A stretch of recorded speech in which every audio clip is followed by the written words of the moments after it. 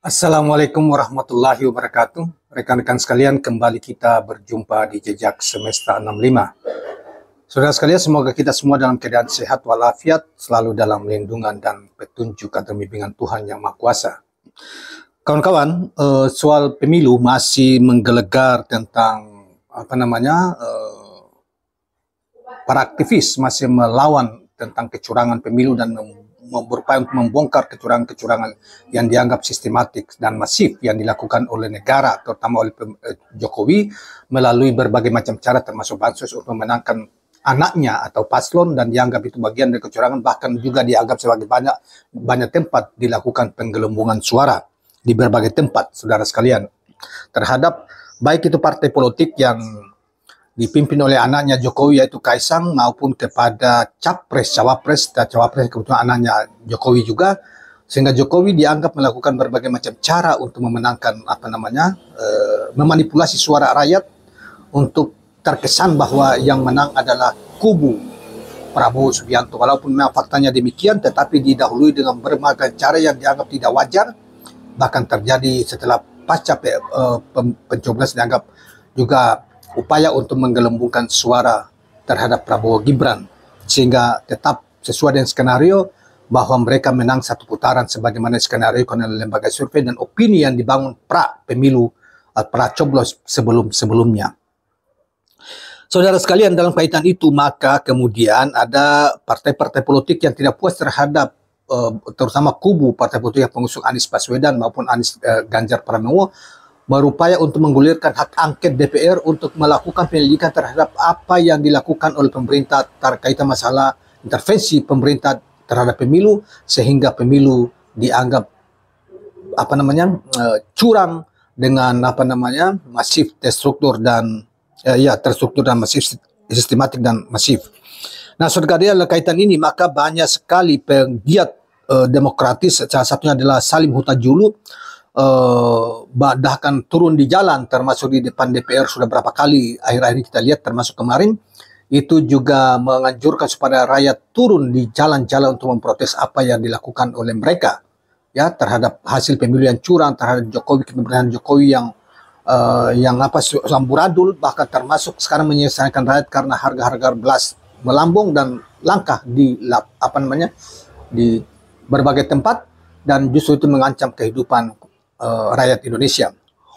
Nah, dalam kaitan ini saudara sekalian, terutama terkait masalah angket ini untuk menyelidiki dugaan kecurangan pemilu yang luar biasa, maka kutipan lengkap dari pernyataan lengkap dari Salim Huta-Julu, seorang aktivis, orang tua aktivis tahun 90-an bahkan sebelumnya lebih senior, turun di jalan dari alumni Universitas Indonesia untuk mendorong supaya DPR segera menggunakan hak angket untuk melakukan penyidikan terhadap dugaan kecurangan pemilu yang bersifat masif itu. Nah, oleh karena itu kawan-kawan sekalian, coba kita baca apa yang ditulis oleh KBA News pada tanggal 4 Maret 2024 ini. Pengamat politik yang juga pegiat demokrasi Salim Huta-Julu menyatakan keheranannya bahwa kerusakan dan kecurangan pemilu 2024 sudah parah dan masif. Bila dibiarkan akan merusak tatanan dan kehidupan berbangsa dan bernegara.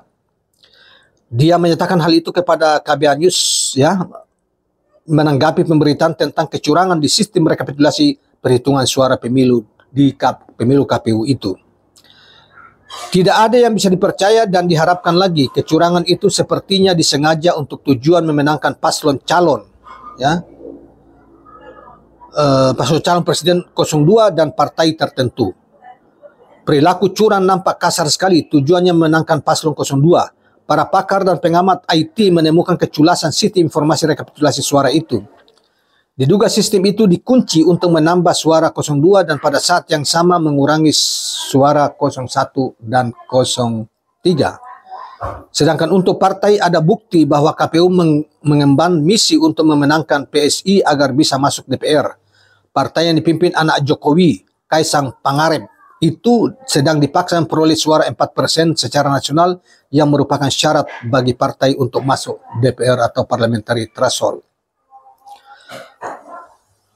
Salim Huta-Julu juga mengatakan bahwa para pemerhati gerakan suara Sirekap melihat tindakan itu sangat kasar Pada awalnya suara PSI secara nasional cuma 1,3%, lalu saat ini suaranya melonjak menjadi hampir 3,3%. Jika tidak dihalangi, maka pada tanggal 28 Maret nanti saat suara nasional diumumkan resmi, PSI pasti masuk DPR bersama 9 partai lainnya. Kata dia, modus kejahatan sudah terlihat. Di beberapa TPS suara PSI naik karena suara partai lain yang tidak terpakai dipindah menjadi suara PSI. Itu terlihat nyata di Dapil Banten. Kecurangan masif yang dilakukan tanpa rasa malu. Perbuatan curang tidak bermartabat itu harus dihentikan. Ya memang kalau curang ya tidak ada yang bermartabat. Orang bermartabat tidak akan pernah melakukan tindakan melanggar etika, apalagi melanggar aturan formal yang berlaku. Tapi orang-orang yang biasa melakukan curang, mencuri, culas, itu kan mereka yang tidak bermartabat walaupun kelihatan mereka punya jabatan. Kita percaya etis, misalnya presiden yang berupaya untuk meloloskan anaknya walaupun menabrak undang-undang, ya, untuk menjadi cawapres, termasuk juga kemudian menempatkan anaknya di ketua PSI walaupun baru 2 hari menjadi anggota PSI. Itu juga sebetulnya kelihatan itu sangat tidak bermartabat karena dia seorang presiden lebih mementingkan keluarganya daripada masyarakat umum, dan itu di sana nuansa nepotisme yang sangat ketat, sementara TAP MPR melarang tentang tindakan nepotisme atau KKN sebagaimana berlaku saat ini.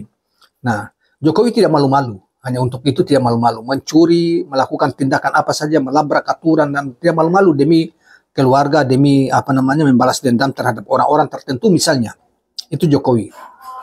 Karena itu sistem kepemimpinan atau mental para pemimpin ini jadi rusak dengan puncak pemimpin yang seperti Jokowi itu.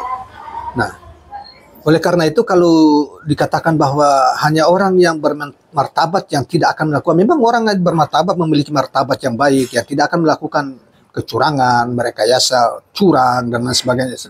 Sebuah jabatan dia bisa melakukan apa saja, dengan cara apa saja, melanggar etika dan sebagainya. Itu orang-orang yang tidak memiliki martabat. Ya. Nah, sehingga dikatakan perbuatan curang yang tidak bermartabat itu harus dihentikan. Mana ada curang yang bermartabat? Ya, DPR harus menggunakan hak angket untuk memeriksa semua kerja tidak terpuji itu. Kekuatan oposisi harus bersatu untuk membentuk pansus angket. Kata Salim Huta Julu selanjutnya. Dia pun mengatakan bahwa rakyat pun tidak boleh diam, harus melakukan perlawanan total agar kecurangan ini dihentikan. Gerakan rakyat harus mendesak DPR membentuk pansus angket. Dia pribadi mendukung aksi turun ke jalan gedung DPR yang direncanakan pada tanggal 5 sampai 9 Maret itu. Walaupun sudah tidak mudah lagi, tapi saya akan hadir dalam aksi turun ke jalan itu sebagai tanggung jawab memperbaiki kehidupan berbangsa dan negara. Nah, demikian kawan-kawan sekalian apa yang disampaikan oleh Salim Huta Julu, seorang aktivis dan alumni UI.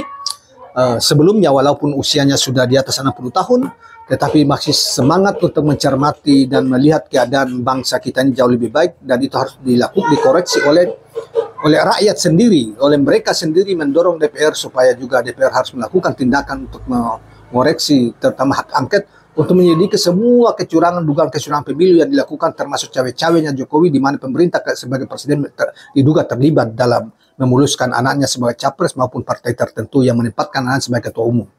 Nah, saudara sekalian, saya kira apa yang dilakukan oleh para aktivis ini saya kira benar adanya, dan teman-teman masyarakat yang kemudian menerima bansos ya dan menganggap bansos sebagai suatu tindakan penyelamatan yang dilakukan oleh Presiden Jokowi, padahal dia memanipulasi masyarakat agar bisa pemilu itu sehingga masyarakat bisa mengikuti apa yang dia kehendaki, misalnya coblos 0 berapa atau 02, 01 atau 03 atau partai tertentu.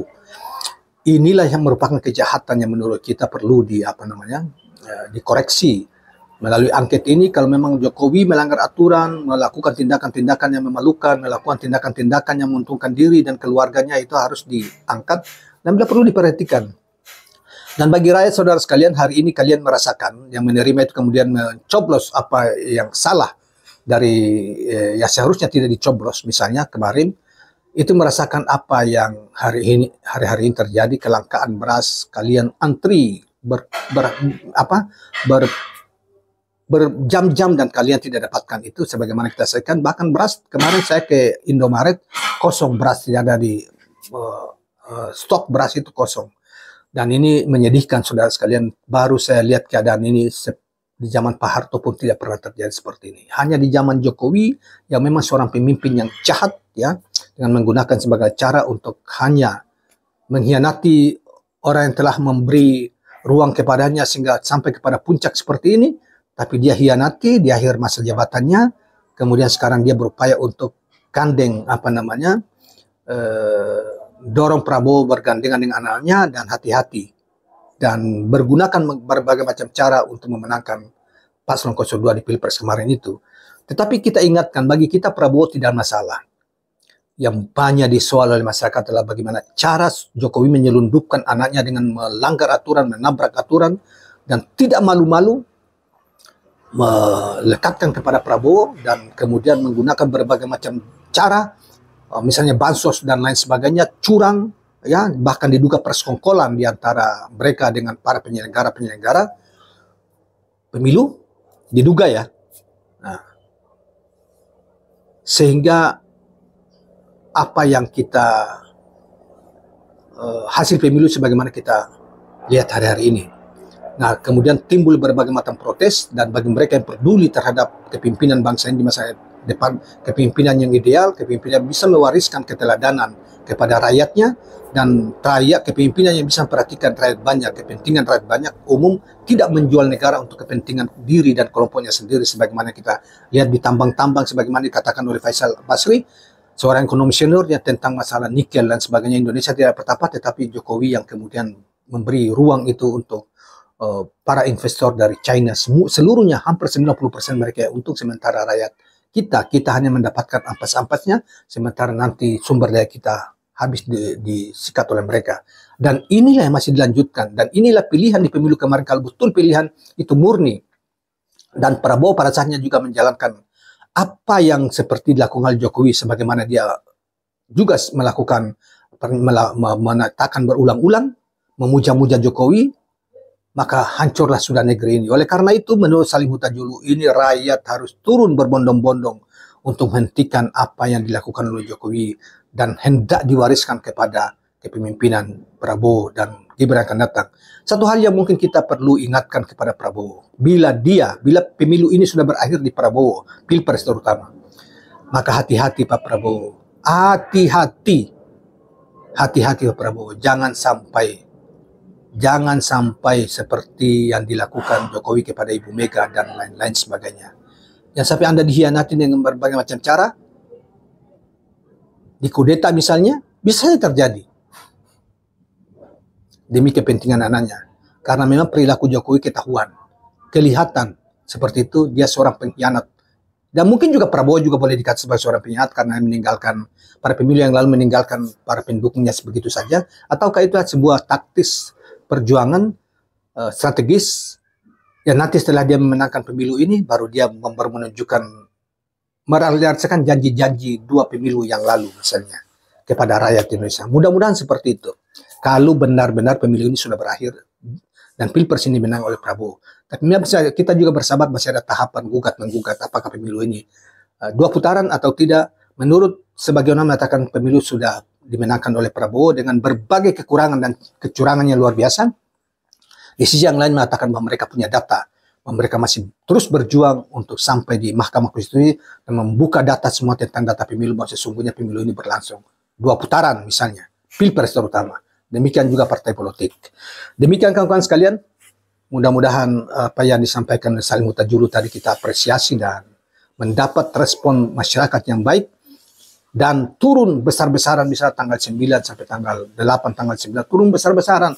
Percuma kalian hanya turun misalnya ribuan, 2.000, mestinya itu ratusan ribu dan berkemah mengelilingi KPU dan lain sebagainya, sehingga dugaan kecurangan itu diperbaiki. Bila perlu pemilu itu diulang, bila perlu ya.